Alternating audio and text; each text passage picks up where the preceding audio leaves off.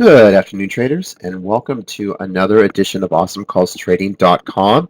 I am AJ. Nice to have you come aboard and listen to our quick 15-20 minute webinar. Well, today turned out to be pretty fun, kind of exciting. I just spent 20 minutes talking to the great traders in the room um, about how I research the earnings and what keywords that tells me a stock is going to collapse or come down, and how I come up with my figures. And it's kind of like every day, it's kind of a little bit of my secret sauce, how I interpret news, and especially on earnings or a report or an upgrade or downgrade. And I've made it this point this year to do that from the clients in the room.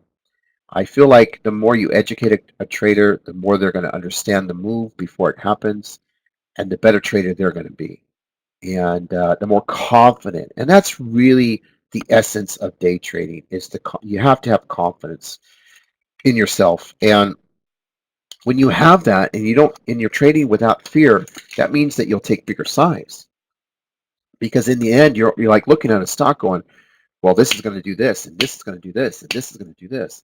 The reason why I have the ability to write down 12 solid ideas, and pretty much 85-90% of them stick to exactly what I wrote, is because I spent the last 16 years of my life, the first half of it was losing. I was a loser. I was a losing, just, I was a junk trader. It didn't matter. If I could take all the calls I did for 8 years and did opposite of them, I would have been probably a multimillionaire 10 times over. Just do opposite of what I was doing.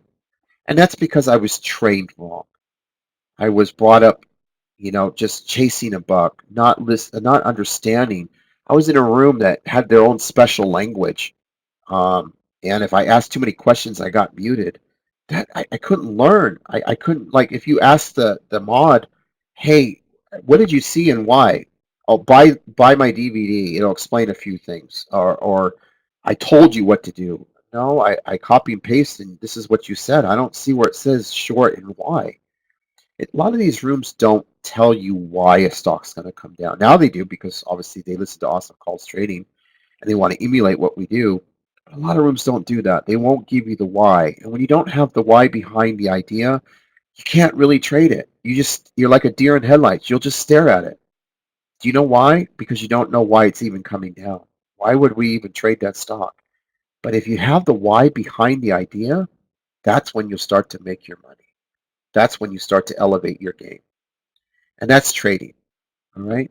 So today I'm just kind of going to briefly what we looked at, and I'll give you the why behind the trade. Okay. So let's start with our number one pick this morning, GTHX. Okay.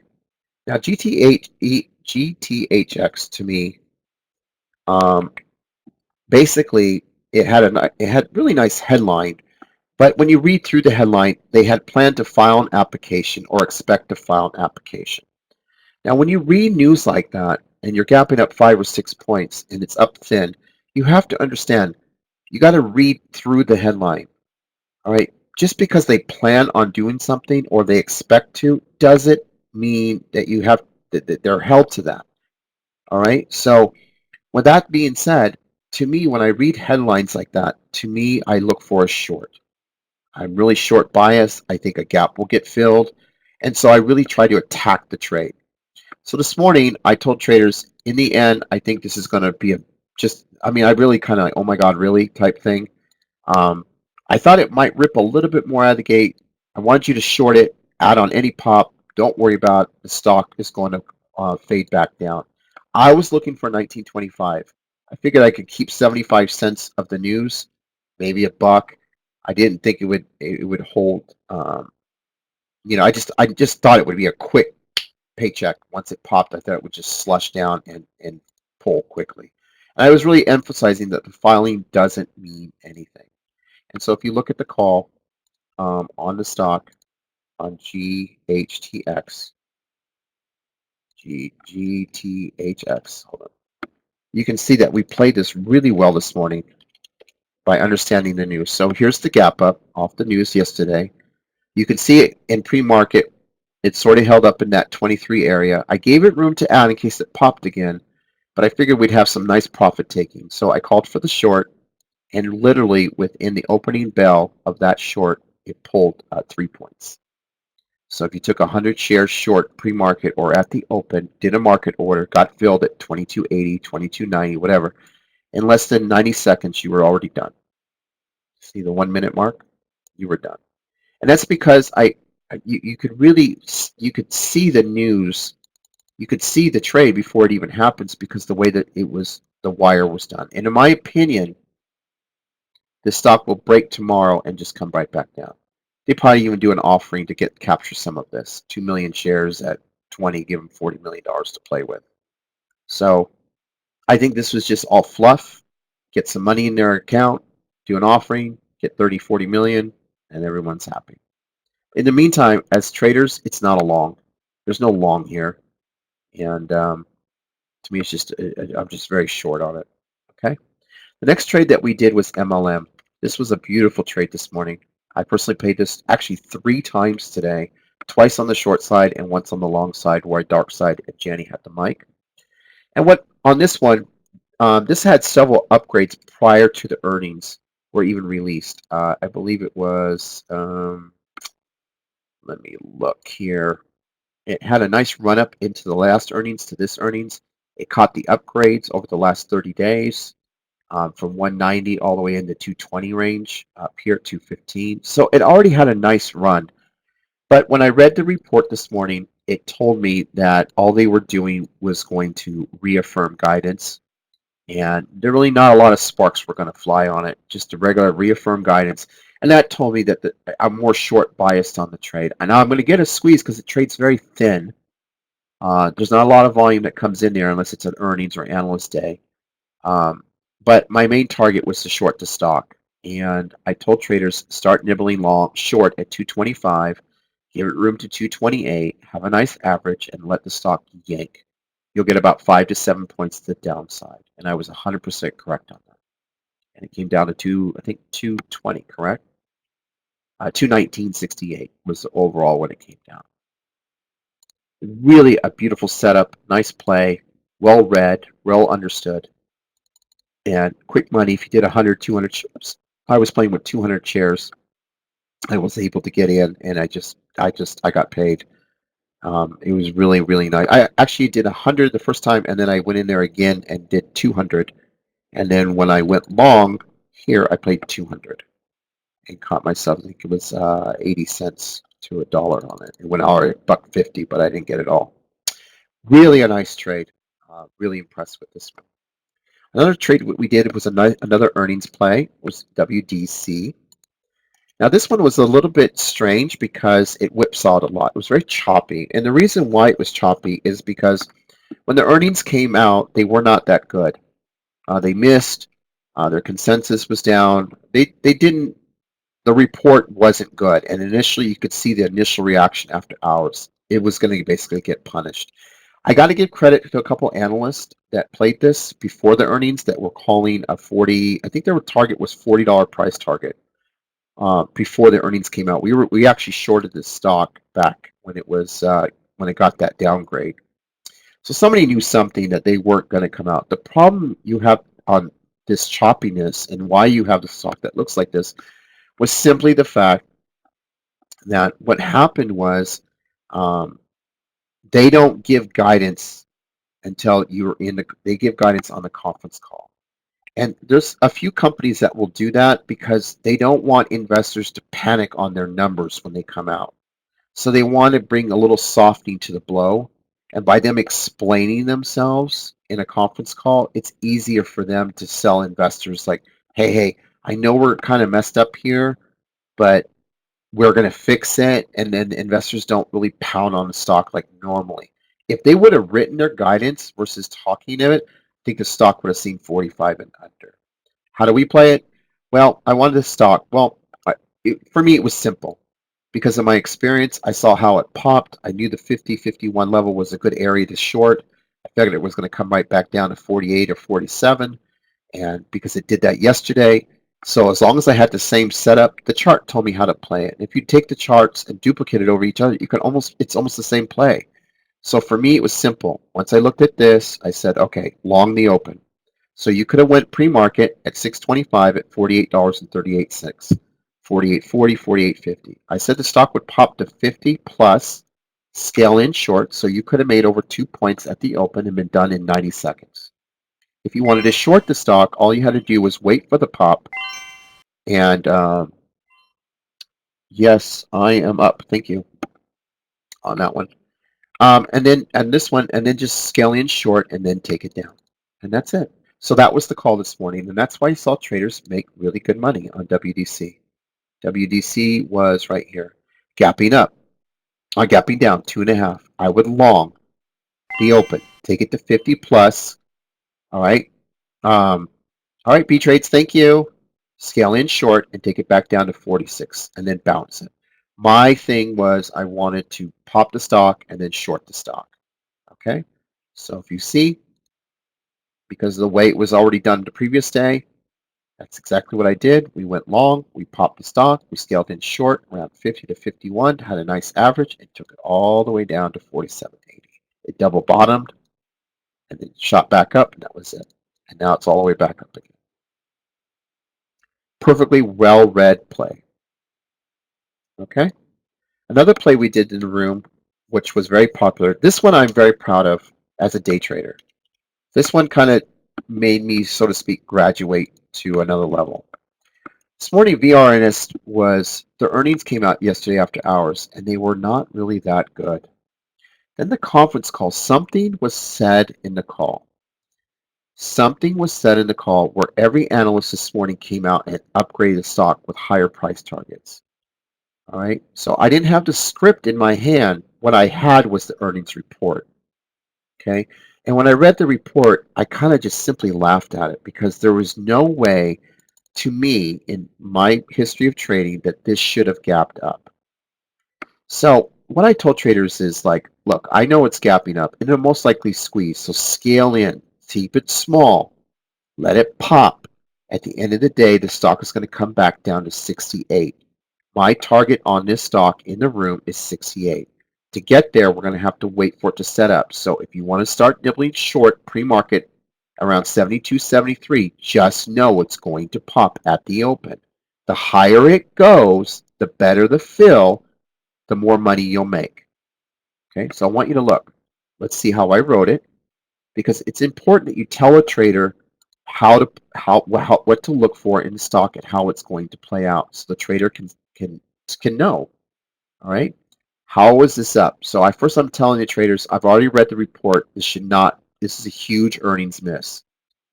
I would short at the 72 level and add on any pop. All right. The higher it pops out of the gate, the better the range for the downside. Then I want to gap fill it back down to 68 and under. Okay. That was the call. So when you look at the setup, if you did exactly what I said, you took 100 shares at the open, popped it to 77, market ordered, got another 100 shares with an average of 76 or 75, guess what? It came all the way down to $68.33. You see that? Knowing where the stock's going to go and why will give you the size, and it'll give you the patience. It'll give you the time to really look at it and go, I understand it. Now I understand it. A lot of times when a trader comes in here, they don't understand. They just see the quick move, make the quick buck, and they're done.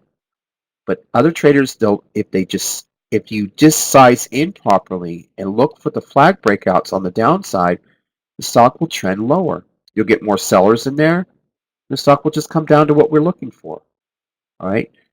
To me, once I saw this, there was no way I was going to fully gap fill, but at least I was going to get a 68 on it. And that's why I went for that stock. Another stock that we did today was called NXPI. I was really proud of this trade. It's an expensive stock, but I was really proud the way I read the stock. You know, NXPI there's a potential buyout looming, and you know, it's a semiconductor company.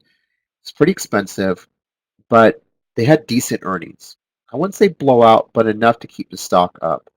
So to me, I was already squeezing up. I was up $6 or $7. I've traded NXPI before.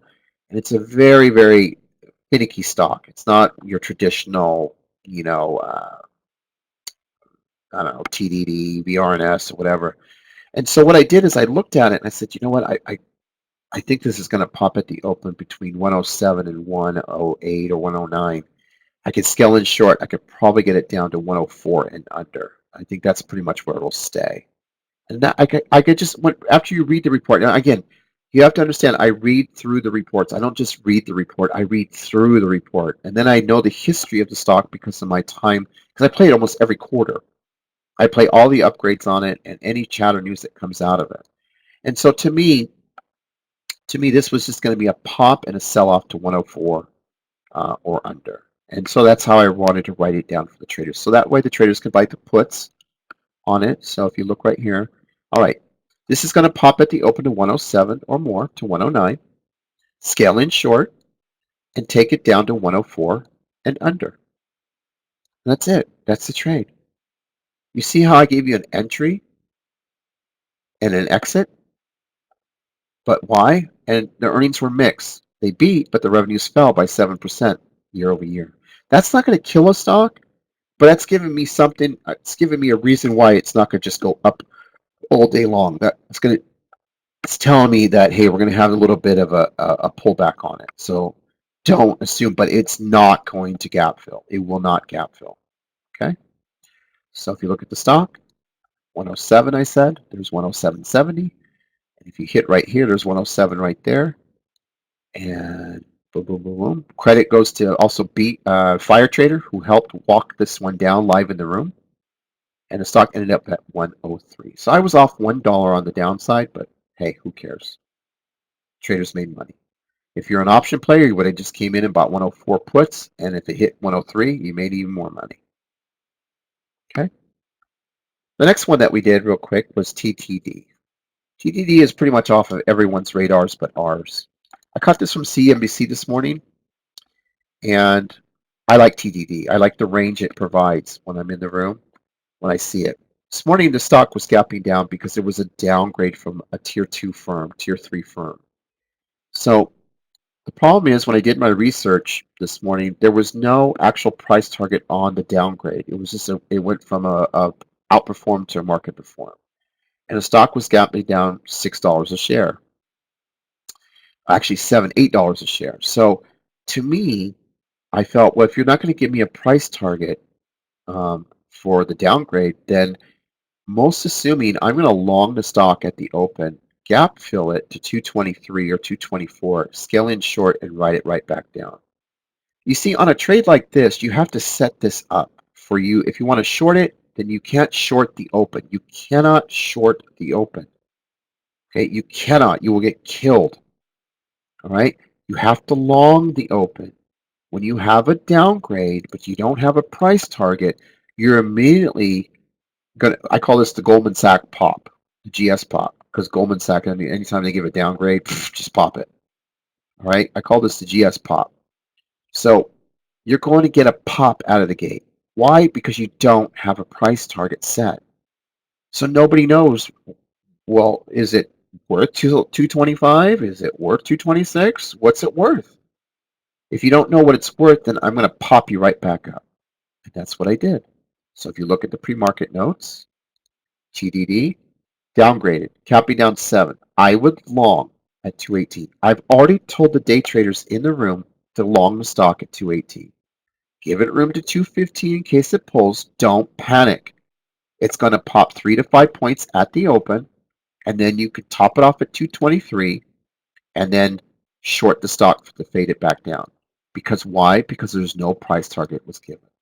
So I gave you again, I drew this up for you to go. It's like I'm drawing you how to build a chair at IKEA. This screw here goes here, this screw here goes here, and if you put it together, you get to sit on the chair, right? That's what I do. I'm building you a chair. I'm giving you the instructions, how to build your wealth in your account, right? So now we go to the stock, pop, pop, pop, pop, 224. I wanted 223. Who cares? You were long at 218 right here, right? Look how much money you made. In less than 2 minutes, you scored 7, 8 points. Then you topped it off at the 223 area, and you just took it down. You could took it down 3 points there. You could took it down 4 points here, 5 points here, 6 points here, 7 points here. Didn't matter. Look at that trade. The pop and the sell-off. Total on this trade was 8 plus 6. That's 6 points there. And then 4 to 6 to 10. That's what? 8 points there. It's a 15-point trade. All right in front of you. All because, and that's why I traded it. You know, TD didn't have shorts. There was only a handful. Fidelity did. Should have moved my account over there. Anyway, beautiful setup. And okay, we have one more. 1, 2, 3, 4, 5, 6. Always do one more. And the next one we will do is what do I want to do? Well, I'm trading Wage right now, so I'm shorting Wage myself. And that should just, okay, let's just do Wage.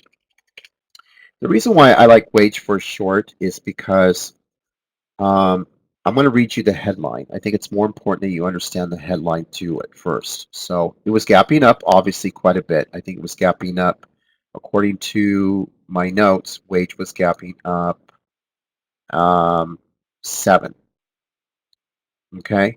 Now, why is it gapping up? It closed at 43. Why is it sitting at 50? Well, HQY is has a proposal out to buy Wage for 50-50. Now, that doesn't mean they're going to buy Wage. It just means there's a possible proposal.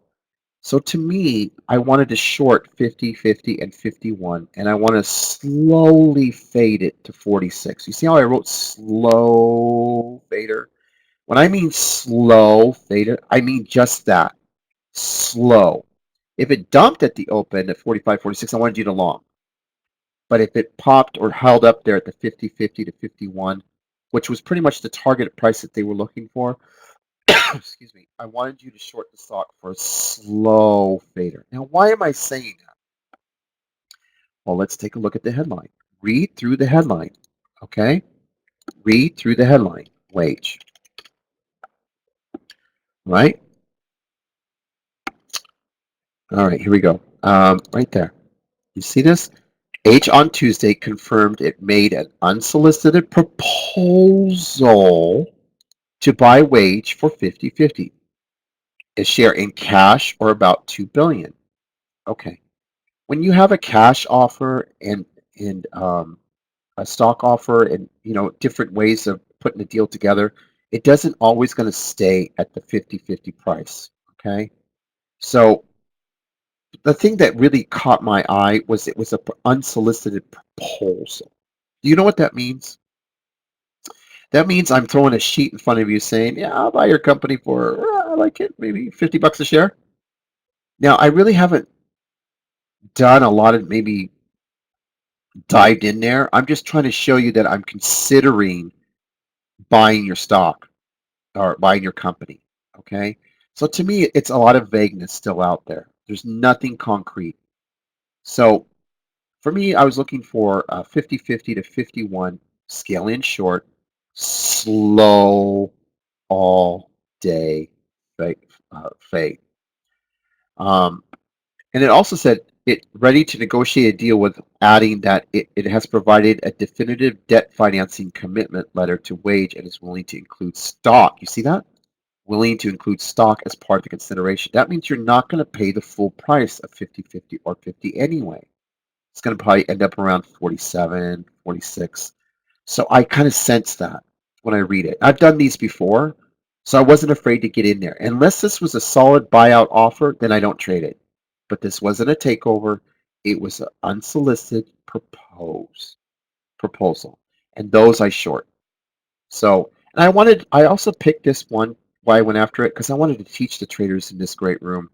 I want you to trade an unsolicited proposal on a buyout. They've never done that before. Some traders in here have never done it before. This is the first time. And I love to present new type of trades to traders like that. All right. So it's, again, you have to read through the news. So you take the short at 50-50 or 51. You see it? and you slowly fade it. Now, this was a fat finger from someone this morning, and now we're just slowly filling that back out to about 47.50, which is pretty much where I thought it will go. So hopefully before the end of the bell, that's where it'll go. Okay? And this is what we call a slow fade. I mean, just slow. But anyway, it's a good trade at 50. Look, 50.50 down to 48.50. Still 2 points. So anyway, hey, I presented these 7 for you because a lot of interesting type of plays. Not everything is the same, and it was a lot of fun. And I do want to just point out one last thing: CGNX. This was interesting today. I read the report, and I felt that CGNX. Here, I'll show it to you real quick before I close out. CGNX. Okay. Um, they had earnings mixed, and the electrical business is declining. Okay. But I want you to see how I wrote this stock up.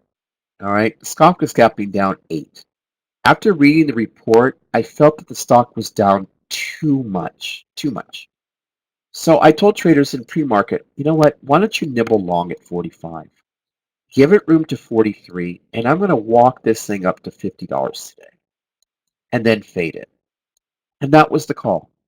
And the reason is when you read the report and how it was written, and there was only one analyst commenting this morning, I think it was Nomura, I thought to myself, you know what? I think this is a little bit overdone. I don't think the stock is going to gap fill, and I don't think it's going to go to 53 at all. I don't think it'll ever see that for a while.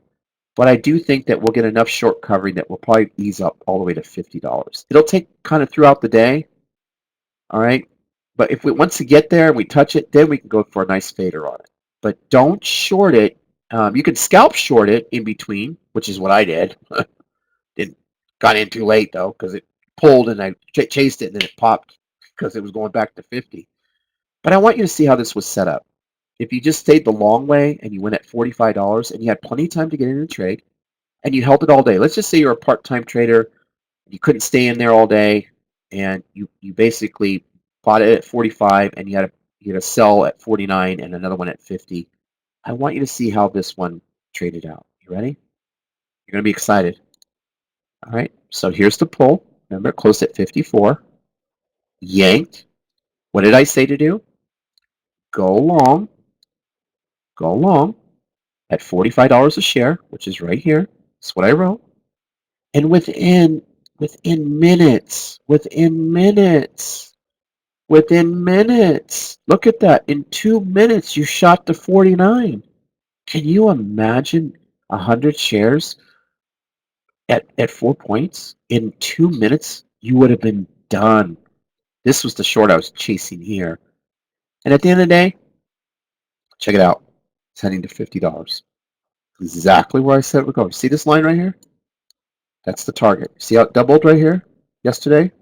Where it stayed? That told me that's probably where I'm going to see it. So I thought, well, I'll go 49 to 50. And here comes the 50. Isn't that a beautiful trade? I didn't say short the stock. I never. Scalp short it, yeah. We're getting ready to break. But I never said short the stock. Never did it. I say short the stock. Get it up there first, then we can fade it. You got to gap fill this up because they didn't have horrible earnings. Okay? All right. And that is today's live recap. I hope you enjoyed it. There was a lot to learn. Let's see how long this one was today. Hold on. Yeah, 29 minutes, so not too bad. We had others on our list, but I thought that was some of the great setups. I hope you're learning from these webinars because, it's all about just reading through the news, reading through the report, understanding. And let me tell you something. The market's been on steroids for 2-3 years, right? It's just been up, up, up, up. One day, it's all going to end. And we're going to be down, down, down, down, down. And what I'm trying to do every single day, 24/7, is pound it in traders' eyes and ears and mind that when the stock starts to come down, you'll be ready because you're an overall great trader and you'll understand how to trade these stocks and you won't be afraid. And I cannot wait. Remember when the 2008 when Fannie Mae went from 75 to 50 cents? Okay? You're going to live in that world. You're going to be in a great chat room that trades the whole market. And this is why I'm trying so hard to teach you day in and day out. Got to read the stock. Got to read how it looks. Got to read the analyst. Because when we went up and the market's down 300 and all these small cap people are gone, and then all these other pumpers are gone, and believe me, they're all going to take their money and run. It's rooms like this that started it all that will be here. I've been here 6 years. I ain't going nowhere. All right. Welcome to Awesome Calls Trading. All right. I'll see you tomorrow. Take care.